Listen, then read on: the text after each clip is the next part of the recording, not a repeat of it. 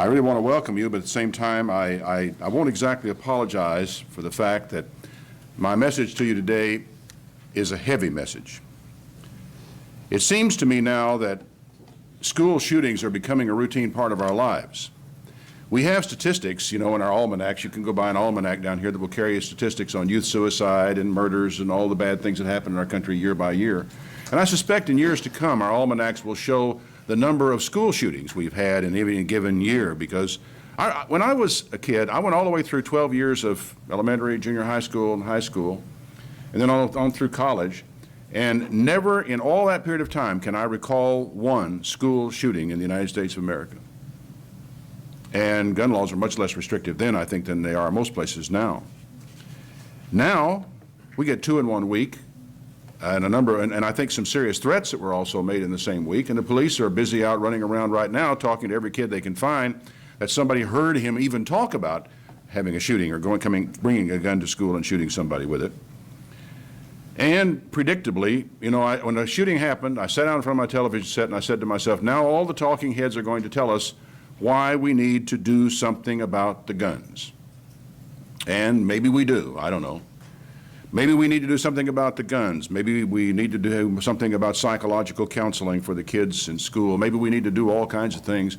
But I kept waiting for someone to say, what are we going to do about the kids? I mean, the direction in which the kids are going.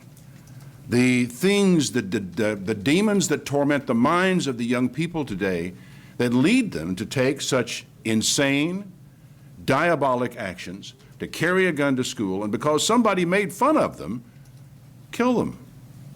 Shucks, folks. I grew up being made fun of all my school life. Didn't most of us? Didn't, at one time or another, didn't somebody make fun of all of us? It's a part of growing up. It's a part of life. And for every kid that takes a gun and shoots somebody, there are probably hundreds who think about it and don't have the nerve. The youth of our country are descending into a spiral of violence and darkness that is absolutely frightening. In the movies they see, the television they watch, and the music they hear. You would be shocked if you're walking through the mall someday and you see some kid walking along with a set of earphones on, to jerk the earphones off of him and put them on yourself and hear what these children are listening to as they go about their play, shopping, whatever it is that kids do nowadays. Robert Bork, in the book Slouching Toward Gomorrah, in drawing the contrast on this, quoted or listed or included the lyrics from a song, a romantic song from the 1930s that I remember very well. I had my own little Philco radio, and my parents let me listen to it at night after I went to bed. The song goes, "Oh, but you're lovely, with your smile so warm and your cheek so soft. There is nothing for me but to love you, just the way you look tonight." I bet a lot of you heard that song. Some of you are old enough to have heard it at least. And then what he did in his book was contrast this with 2 sets of lyrics from 2 different songs that are, very popular, award-winning types of songs among young people today. I was shocked. They were, of course, in his book, he, with a certain amount of delicateness, put blanks all the places where the most offensive lyrics came. But I could not bring myself to read those lyrics to you with the blanks. They are so vile, so violent, and so obscene. I used to wonder a little bit. In fact, friends and I would sit around sort of commiserating about music. We would say, why doesn't anybody write good music anymore? We'd hear some beautiful love song from the 30s or the 40s and say, now why doesn't somebody write a song like that? You think all the way back to I forget, was it K-Star who sang "See the Pyramids Along the Nile"? You belong to me. Gorgeous song, beautiful melody, lovely lyrics. And there were so many songs that were haunting in World War II because of lovers who were separated and yearning for one another, and the lyrics that they wrote to impress one another in that way. And I asked myself, where has all this gone? And then I read this section in Robert Bork's book. I read the lyrics of those 2 songs, and then I read what he said about it. He said, the obscenity of thought and word is staggering, but also notable is the deliberate rejection of any attempt to achieve artistic distinction or even mediocrity. In other words, what is really notable about this stuff is not only that it's obscene, not only that it's trash, but there is no even effort to reach up to a level of art or artistry or even mediocrity in the course of writing it. And when I read that, it suddenly became clear to me. The idea had lurked in the back of my mind for a long time, but it became crystal clear when I read that. It is not merely that they can no longer write music as such. It has come to the point where they actually hate beauty and despise art. It's a loathing of beauty. There's a spirit of pure hatred in what is called art and what is called music today. From the obscenities in rap and hip-hop to the excrement and urine now featured in what is called art, it reflects consistently a contempt for beauty and also a contempt for love. For love is, it's something passé. It's not important. Even all of the sex that is entered into music nowadays is violent. It is violent and degrading. There is not a question of love. For decades now, artists and musicians have tried to shock the bourgeoisie, the middle class, with trash, only to find the bourgeoisie adapting its taste to trash. And so they had to go further to shock people, and then further to shock people. And Bork concluded that we have now become like a strain of bacteria that are resistant to all kinds of drugs. We can no longer be shocked by anything that they present to us. And I don't want you to kid yourself. You have not been unaffected by this. You are not nearly as shockable as you were 10 years ago, much less 20 years ago, much less 30 years ago. For us to have heard some of the things that are heard commonly today in primetime evening television, say 30 years ago, we would have been totally shocked out of our chairs to have seen it. The objective is not to advance art. It is to trash art. It is to make art ridiculous. Where once one might have looked at a painting of a Madonna and Child, now we see a picture of the Virgin Mary with elephant dung all over the picture. And the preoccupation with excrement becomes a dominant feature of art. Where once we saw a sculpture like Michelangelo's Pietà, which to this day touches me right to the core of my being. It's a statue, if you don't know what it is, of Mary holding the dead Jesus across her lap and gazing down at him. It is one of the most touching, most profound works of art ever done by anyone, and it was done in marble, if you can imagine it. The work, the time, the effort, and the love that Michelangelo bestowed on that piece of marble is beyond my comprehension. Where once we had that, now artists will display a crucifix in a jar of urine. This was, I believe, actually in a display of art sponsored by the National Endowment for the Arts, right? Or no, yeah, the National NEA, National Endowment for the Arts. Actually paid for by your tax dollars. Where once we might have been touched by a painting of a rose with a drop of rain, of moisture suspended on a petal. I remember a painting like that was so real you could almost touch it. I saw someplace once. Now the artist gives us a jar, fruit jar, of his own feces to consider as his entry into the world of art. Not long ago, I had reason to ponder the incredible love of music that led a deaf Beethoven to continue to write music he could no longer hear. And having thought about that, then I watched a halftime show on, I think it was probably the Super Bowl this year. I didn't watch all of it, but I think I saw the halftime show. And they had this rap band up there on the stage. And it kept going in on this one fellow. I heard the sound, I didn't know what it was. And it kept going in on this fellow. He had a phonograph there with a needle on the phonograph record. And with his finger, he would move the record back and forth, making a screeching sound in the grooves of the record. And he used it as a rhythm instrument to create rhythm for this band, this rock band that was up there. And I wondered when I saw that, who is the bigger fool? The one making the music or the people who applaud it? You can, I think, take your choice. And I couldn't, somebody somewhere is laughing his head off as he watches people spending millions of dollars on total trash, and I have an idea that the people who are producing this stuff are laughing the loudest, all the way to the bank, and thinking what fools these people are to buy the stuff that we are producing. Now, I understand making music from what's at hand. Back in the old days, people would sit around with a washboard. Get a washboard out. We'll use that for the rhythm section of our little band while somebody plays on a banjo or something. Or maybe we'll use spoons. You do whatever you have to kind of put together a little music session for a family. It's getting together.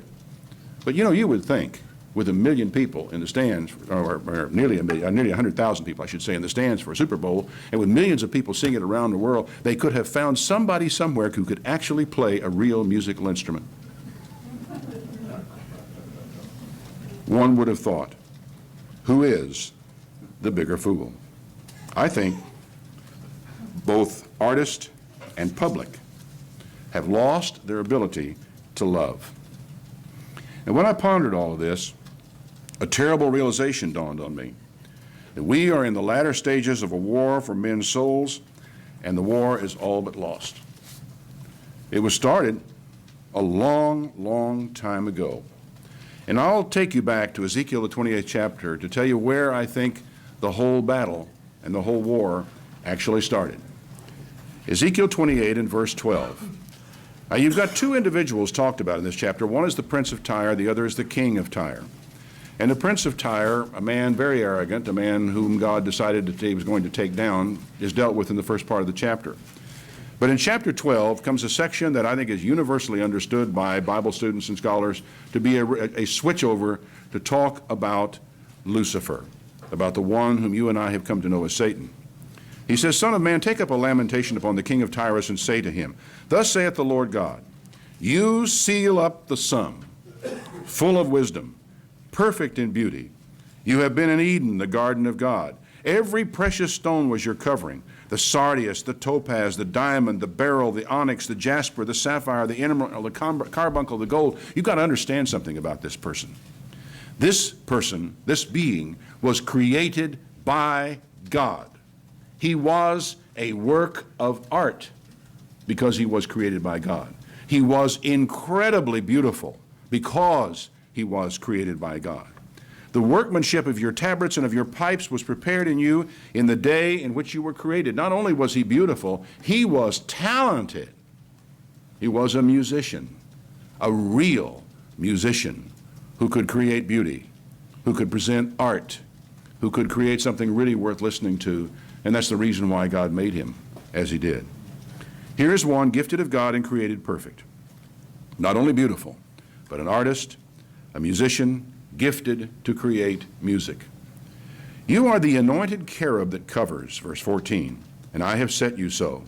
You were upon the holy mountain of God. You have walked up and down the midst of the stones of fire, which I presume has something to do with his presence in the throne room of God with the fiery gemstones that were there. You were perfect in all your ways from the day you were created until iniquity was found in you. By the multitude of your merchandise they have filled the midst of you with violence, and you have sinned. Therefore I will cast you as profane out of the mountain of God. I will expel you, O covering cherub, from the midst of the stones of fire. You're out of here. One who, because of vanity, because of, interesting, the trade, the merchandise, and what that means is not entirely clear, but nevertheless it seems to have been a factor. He says in verse 17, your heart was lifted up because of your beauty. You have corrupted your wisdom because of your brightness. I will cast you to the ground. I will lay you before kings that they may behold you. You have defiled your sanctuaries by the multitude of your iniquities, by the iniquity of your traffic. So I will bring forth a fire from the midst of you, and it will devour you. I will bring you to ashes upon the earth in the sight of all them that behold you. All they that know you among the people shall be astonished at you. You'll be a terror and shall not be any more. Rollo May, and I remember for the first time I read this sentence in his book, I was stunned. He said in his book, I think Love and Will is the title of the book. He said, when men lose the power to love, they often substitute what he called power over. And having actually witnessed that in human beings, I think I at last understand to some extent what happened in this inhuman being that we have come to know as Satan. One who became corrupted, his wisdom was corrupted, and presumably, it seems absolutely inescapable, that he lost the power to love. That the love that he had turned toward the self, and he was no longer able to love God, And when he lost the power to love, all that was left for him was power over. And there can be no doubt that Lucifer, who lost the power to love, anything that was beautiful, he came to hate, because those things that were beautiful were things that were made by God. It doesn't take a very vivid imagination to grasp what is going on when an artist wants to urinate on Christ and to throw dung on a picture of the mother of Christ, does it? You don't have to really, think very far before you can see where the author of such sentiments is in his heart and in his mind. There is a hatred there of staggering dimensions that none of us, I think, would even quite understand. We have never felt anything like the kind of hatred that is expressed in these things. And it's a hatred that's very old. It is probably a hatred that predates man's presence on the planet. Whence comes this chaotic, destructive, hateful, violent, excrement-obsessed spirit in the world today? And I think more important, where is it going? I'll tell you where it's going. It's going for your children. It's going after your children. It's been after your children for hundreds of years. Generation after generation have had to civilize their children lest they grow up as savages. They come into the world as little savages, and one by one we civilize them and change them. But there are those who believe we lost the battle to civilize the next generation of savages in the 1960s, when there just came to be too many of them, when they overwhelmed the previous generation, which is an interesting theory all by itself. But a lot of damage had been done before that time to parents and to families and to homes. And the whole thing finally came to a head in the 1960s. What also makes a difference is the extreme affluence of these years, and those years back, even at that time, but now, and the idleness and the boredom that go with it, and the indifference of parents who are so caught up in these affluent times that, and in what it takes to get ahead, that they no longer give the consideration to loving their children and taking care of families. Children today have too much money, too much time, and too little adult attention. It's really a very simple combination and a recipe for disaster. Nothing drove that home to me like watching the video of the lost children of Rockdale County. I was so stunned I could hardly move after I sat and watched that video. Normally, I have a hard time sitting still through a video. I didn't even budge through the entirety of that one. If you were the devil then and you wanted to destroy what God was doing, where would you start? That'd take a rocket scientist. You start with the kids. Where else would you start? My question, if you decide you want to fight back at long last, where would you start? With the kids, the same place. I want you to turn back to Proverbs chapter 4, verse 14.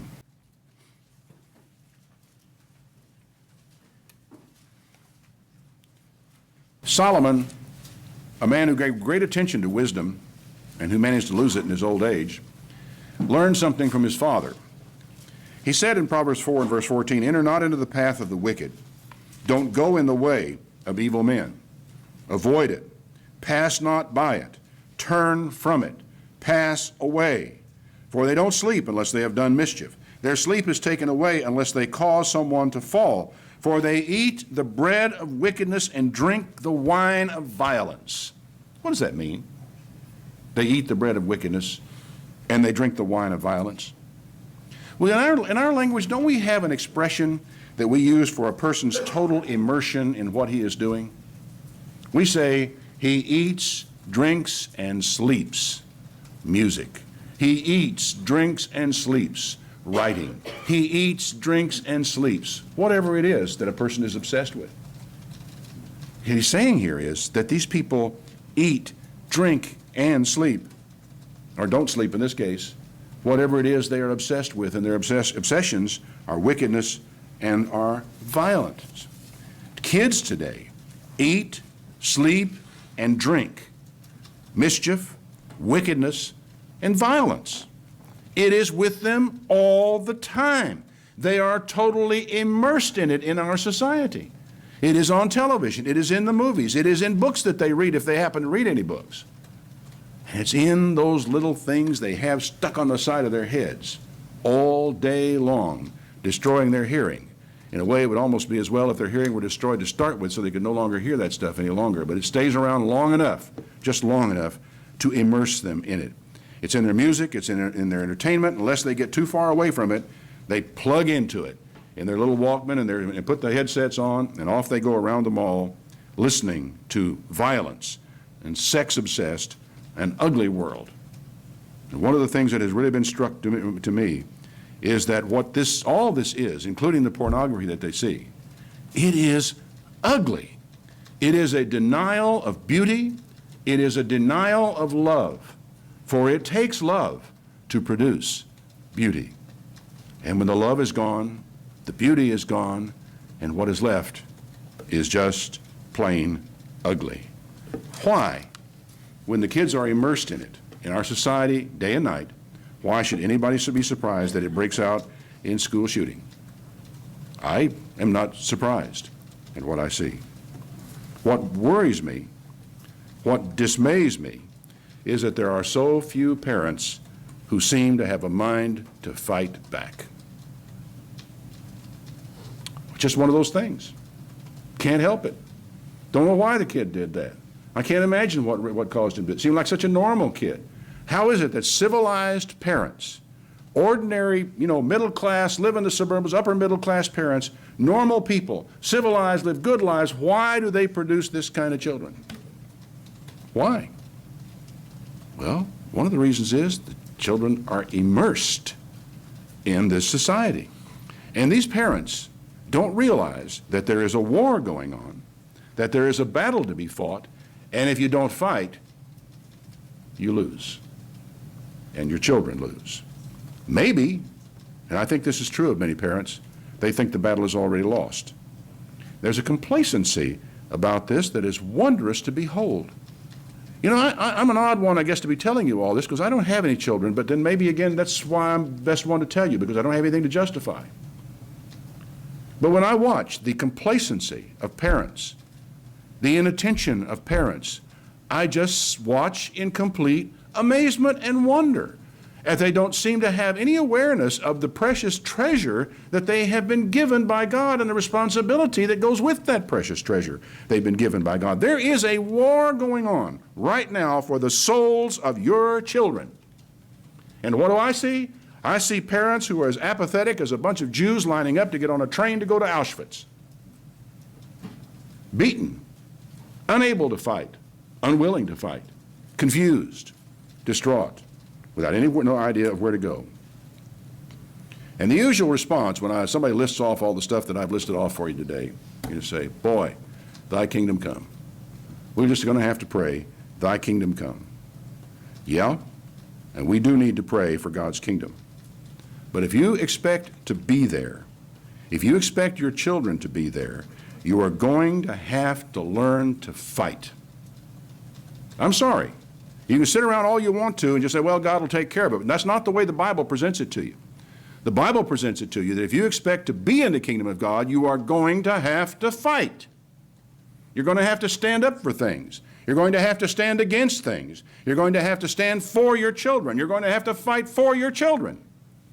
They were given to you for you to protect them, for you to teach them, for you to train them, to bring them up in the nurture and the admonition of the Lord, and to teach them how to love God and one another and their mother and their father and their sisters and their brothers. We aren't born with that. We are not born with love. Love is something we have to learn. I've said it, I'll say it again. God does not intend to spend eternity surrounded by a bunch of losers. We were put here to overcome. How many times in the book of Revelation, those 7 churches, 7 times, right? It tells you again and again, to him that overcomes. And you were left to wonder what happens to the person who doesn't. I've already said if I were the devil, I would start my war in the schools. Once God and the Bible are banned from the schools, which was managed a long time ago, the battle is well joined. It's harder to do this. It's hard for him to work his work in the home unless he first does his work in the schools and produces parents that make it possible in the home, which has been pretty well done most of the way across our society. You hit the kids at their most vulnerable periods, when they're changing, when they're a little bit rebellious, when the hormones are raging through their body, when they want to spread their wings and fly. You hit them right then in puberty and in the natural rebellion of early teens. You hit them again in college when you can destroy the last vestiges of any faith they may have brought with them to college. You can generally get rid of it in college. When I was teaching communication at the University of Texas, some years ago, 20 years ago now, I was very struck by the fact as I asked the students to give speeches for evaluation in our communications class, that several of them chose to give speeches defending their faith. And it was obvious that those kids in the discussions after the speeches were profoundly disturbed by many of the classes they were going through, and they felt that they had to fight for their faith and for their belief in God. And they did. That was a war, and if they didn't fight, their faith would simply be gone. You hit them from every possible angle: entertainment, education, music, affluence, boredom, and then you leave them as much to themselves as much as possible without any kind of parental guidance. That's how it's done. It's deceptively easy. It seems to me that the strategy to fight this war becomes fairly clear when you understand what the adversary is up to. In the first place, without God, without the Bible, without the absolute moral authority that gives you, you don't have a leg to stand on, you have no weapon to fight with, you got nowhere to go. Reason is not good enough. Somebody else, some moral philosopher's ethical standards are just not going to hack it. I mean, if there is no God, if there is no moral authority in this world, then there's no reason for you not to do what feels good as far as you can see ahead of you what might happen. So before your children get exposed to the world, expose them to God. Persistently, systematically, intensely. When you get up in the morning, when you go to bed at night, when you walk with them by the wayside, when you sit down at the table, when you get up from the table. The scriptures are very explicit in this regard to parents. Teach your children all the time, morning, noon, and night. Lay a groundwork of faith from the very earliest age so they cannot even remember a time when they did not see themselves as children of God and being loved by God. And that's me. You're looking at one like that right now. I cannot remember a time in my life when I did not know who Jesus was, that I did not know that Jesus loved me, that he cared about me, when I didn't know there was such a thing as sin, that there was right behavior and wrong behavior. I remember it because my father was a gospel singer in a gospel quartet. And if I didn't learn it any other way, I heard it in song after song after song after song. And you can argue all you want to with some of the theology of some of that music, but the core value was still there. Jesus Christ, the Son of God, died for me. God so loved the world that he gave his only begotten Son, that whoever believes on him would not perish but have everlasting life. I mean, I've known that, folks, as long as I can remember anything, because it was inculcated to me not so much by my parents, but by the songs my dad sang and by the church across the street from where I lived, where my parents made me go. From the time they hit school, you have to realize that you're in a war, and you will have to fight that war with intelligence, with subtlety, discipline, perseverance, knowledge, and any other weapon you can get your hands on, fair or foul. You will need support from other parents. You'll need support from your church. You'll need support from people like we at CEM who provide the tools that you can use to train your children and teach them, and the books that we provide. Take help wherever you can find it, folks. And whenever you have a chance to help someone else, help them. Don't let this type of war don't lose this war because of inattention, because of no care, because of apathy, because you're not willing to put forth some effort for it anymore. Have we become so dull that we can no longer respond to the Word of God on these things? This is no time for fatalism. What will be will not necessarily be, contrary to the old song. And contrary to the other song, que sera is not necessarily sera. That's not the way it's going to go. But there is one thing above all that I say to you today that you must understand. Increasingly in our society, sex has been substituted for love, and they are not the same thing. And I think a lot of kids don't know that, have no understanding of it. Now, it is easy to teach sex. You know, nothing to that. You get in classrooms, start showing them pictures and so forth, and talk about, you can teach them sex like falling off a log. It is not all that hard to teach the Bible as a moral code, really. But the hardest thing of all to teach is that which has been lost first. The hardest thing to teach is that which has really been lost, the ability to love. And I don't know of any way a school can teach that. I think that they can destroy it. I think they can do a lot to hurt. But a school at its best, probably all they can do is just not do any harm in this particular area. You don't teach love in a classroom. The schools are helpless to teach love. In fact, they could probably get in a lot of trouble trying to teach love. There is no Agape 101 in college. There are no principles of romance. There is no introduction to affection. You learn this at your mother's knee and in your father's lap. That's where we learn love. And when father isn't there, and when mother isn't there, you're not learning very much about the most important thing in all your life. You learn about love by watching your dad hold your mother real tight. You learn about love by seeing the fear in your dad's eyes when he picks you up when you've fallen out of a tree, scared to death, feeling around, trying to see if there are any bones broken. How, as a parent, can you teach your children the meaning of love? One, you marry someone you really do love, not just someone you have the hots for and looks good in a convertible. It's a difference, you know. There's a difference. And it's something that a few voices in our society are continually reminding people, but oftentimes are a voice crying in the wilderness. Marry somebody you really love and take the time to find out if you really do, and be sure that that person loves you. Second, you enter what they nowadays call a covenant marriage. You understand, you agree going into this marriage that we're not in this just to see if it works. We're in it for keeps. We're in it for the kids. And we'll be here until that last kid is gone. And generally speaking, when you've been there that long together, you can manage to tough out the rest of the 50 years. Third, you bring children into this world when you are ready to give yourself to them. And I think most parents here will tell you that's really what it takes. You have got to give yourself to these children. They have got to become the center of your life.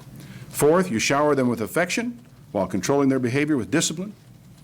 Fifth, you introduce your children from the very start to the fountain of all love, to the Father and to His Son. And you help them to understand what it means when you say God loves you. To really understand the depth of what's involved in this. To understand that the reason Mommy and Daddy can love each other and the reason that we can love you is because God loves us and gave Himself for us. Sixth, you teach your children the law of God as a guide to life, as a lamp to their feet and a light to their path, as something to give them an edge in life. You don't teach the law as shackles and chains, because the first impulse of your child will be to throw off the shackles and throw off the chains and to rebel against it. The law should be taught as a light in a very, very dark place. You are surrounded by darkness in this world, and there's a lot of dangerous stuff in this darkness. And if you have a light to shine on the path and a lamp to carry with you, you're not going to bang your head and fall over things like other people are doing all the time in their lives. You need this light. It gives you an edge in life. It puts you ahead of other people in life. Trying to teach the law as a control on behavior is just not strong enough to hold. It won't hold. Seventh, you never let your attention to your children lag. Not for a moment. You have to love your children as God loves you. Tall order, but nothing less will do. Now, like I said, this is all easy for me to say since I have no children. And perhaps that is why it is left for me to say. Maybe it's because it's too hard for anyone else to say. But it has to be said because the stakes are life itself. I really wanted to give you today a more upbeat sermon. I really wanted to give a cheerful worship, upward and onward type of sermon, but the Spirit would not let me. This was all that would come. This was all that would work. And I figure that kids or no kids, somebody has got to say these things. And the truth is that if your children cannot learn to love, nothing else matters very much at all. No, not prophecy. Not speaking in tongues, not knowledge, not even faith. Without love, all the works in the world go nowhere. But if they can learn from you the meaning of love, the foundation has been laid for all the great virtues in life. If you listen, you'll know where this comes from. Because the great virtues in life are patience, kindness, humility, good behavior, confidence, hope, unselfishness, endurance. Which of you wouldn't want your children to have these? Well, these are the things that Paul in 1 Corinthians 13 describes as the characteristics of love. They are imparted by love. They are founded in love. Out of love grow all the great virtues in life, and without love, those virtues aren't worth a plugged nickel. Count on it. Nothing else will hold unless the love is there. Your greatest temptation, both as a parent and as a church, which is why I'm speaking this before the church and not just to a group of parents. Your greatest temptation is to let this great duty slide. Many years ago, when Allie and I realized we weren't likely to have any children, an opportunity came our way to adopt two very sweet little children, two cute children. I don't remember at this point what happened to their mother and father. I think it may have been an automobile accident that killed both of them. I'm not sure. For various reasons, we did not adopt them, and another couple in the church did, for which I'm very grateful, and they turned out to be very fine young people. We have had a full life, and we never pursued adoption after that. We've ended up with a full and satisfactory life for us without any children. We have no regrets, except one. Having children would no doubt have made our lives a lot richer, but we can live with that. Our one regret is when we consider what our adoption of a couple of kids would have meant to the kids. What we could have given them, what love we could have put in their lives, what a difference we might have made in the road ahead for them, depending upon where they were and what they were doing. And you see what I'm driving at, that there is a duty often that comes our way and responsibilities that are often too easy to let go. We're too old to do anything about that now, but I honestly believe that we let a duty slide by us, and that is the one regret that I have about our never having any children. Never forget, we are in a war. It is a battle for the souls of children, and we face an unmerciful and an implacable foe, and God does not expect us to be doormats. He does not expect us to lie down and let this spiritual bastard roll over us. Can we get that straight? He does not expect us to be placid like a bunch of people lining up to get in boxcars to go off to Auschwitz or Birkenau. God expects us He does not expect us to pray that His will be done and then do nothing about His will. That sooner or later, we've got to put up or shut up. We cannot just wander through this world waiting on God to do something when He's sitting up there waiting on us to do something. I do not know what you personally or your church should do specifically, but for the love of God, do something.